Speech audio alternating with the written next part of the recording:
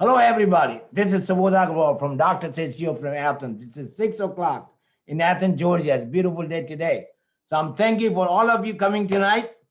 We're going to have a great time. We basically are live on YouTube as well on Facebook. Just type up Dr. Sesio and you see everything what we're doing on this Zoom. So this is our last meeting of the year, and this meeting we want to use to tell people how it feel like to be independent physician, how it feel like to be prosper in this difficult situation.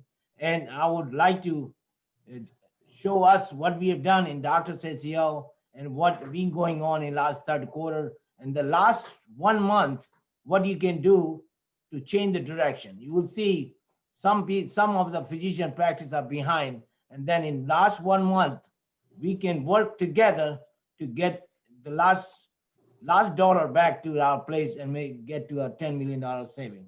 So what I like to do is my mentor and my friend and my guru in this process of being independent physician prosperous, I would invite Raj Bansal, tell us about his life, his struggle, and what he had done and how it feel like to be independent physician.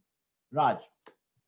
Hello, everyone. I think I have other people in the audience who have been working as long as I have. I started my practice in 1987. Initial practice was good. There were no HMOs, not much except all fee for service. But within a year or two, we saw the pressure mounting where managed care plans started to take over our medical profession in a way. We started losing control on our patients and on healthcare, and basically became working for various plans. They dictated what they pay you. They dictated which patient to send where and how to treat it. But I'm glad that for the past 6 to 8 years, primary care has found newfound importance. If you remember, we were always at the bottom of the tree. Every cardiologist, GI, any kind of specialty did much better. So we and the psychiatrist and pediatrician were at the bottom of the food chain. But that has gradually changed. Not only ACOs, but the Medicare revolutionized primary care by introducing TCM, CCM, remote patient monitoring, and so forth. So the same PCPs, not only they have better control on their patients, but they also have increased revenue stream from various sources, those who are able to capitalize. If you want to know how to capitalize on that, please contact Subodh Agarwal. He has 2-3 different areas where he can help everyone. Now, we have 2 lines for our primary care. One is Advantage. Now, I'm talking about patients who are 65 and above or disabled who are on Medicare. So Medicare has 2 lines. One has Advantage Care product, and the other one is fee for service.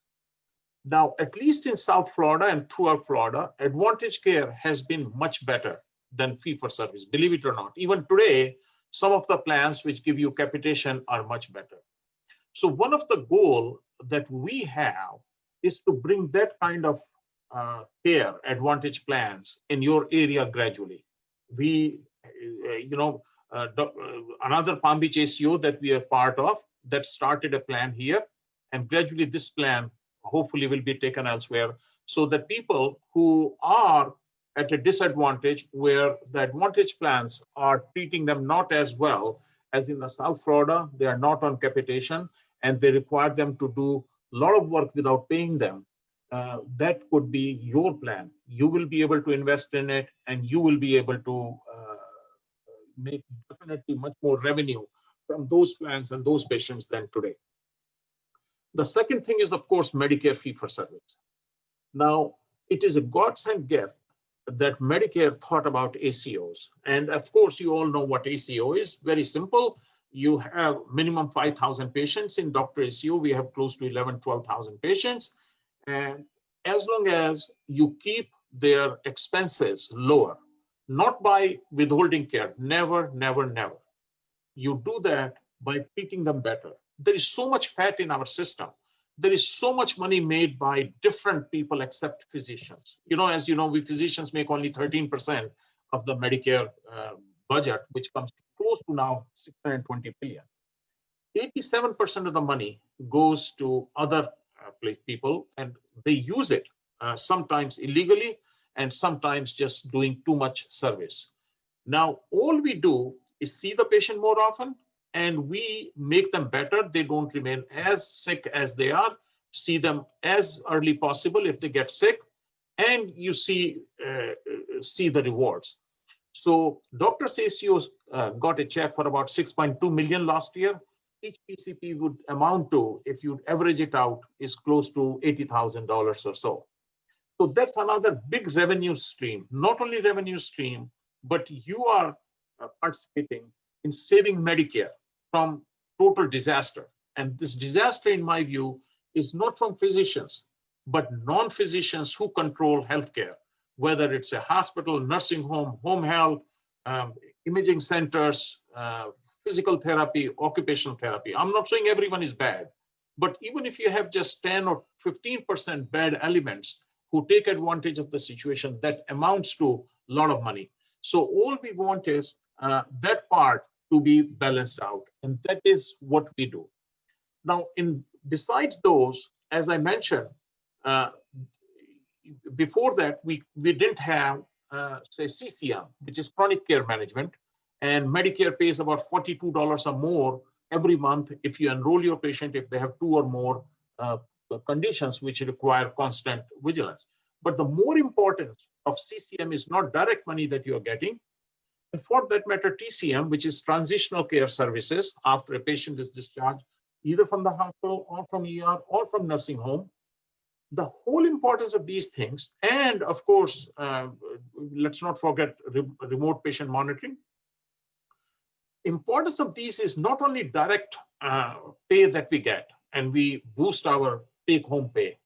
It is at the back end where you are able to save them from going in the hospital, you save them going into the nursing homes, and unnecessary testing that is done on them by keeping a very close eye on their condition. Those savings reflect in the ACOs. Similar savings will reflect in the Advantage plans if you are in a shared savings with them. So for primary care, there is just wealth of options which have become apparent to us, which you can utilize today. So instead of handing over your practice to a hospital or another big group which wants to buy you without optimizing it, I'm not saying don't sell it. In fact, I'm in the process of selling by the end of this year, and I'm very happy with what I'm getting. A huge multiple that I never thought is possible. And it is possible for everyone, trust me. But again, you have to optimize. How do you optimize? These things that I mentioned, join an ACO, do other things that I mentioned. And as I mentioned, feel free to call Subodh Agarwal and his team to get help from them or let them do it for whatever. There's so much more out there for primary care physicians to be very, very happy with what is coming in future. So again, my recommendation, please don't be desperate. And if you do want to sell, you want to get out something, please talk to us. We can try to get you a better money option than somebody who just throws very little money at you and does it. So I think I'll stop here, and in the question and answers, whenever there is a chance, feel free to ask me any questions. Thank you, everyone. That's awesome. Awesome. So what he said, if you do everything, the primary care physician will be on the top, not at the bottom. Now time has changed, and the Medicare has changed, and they're really given a tremendous boost to the primary care.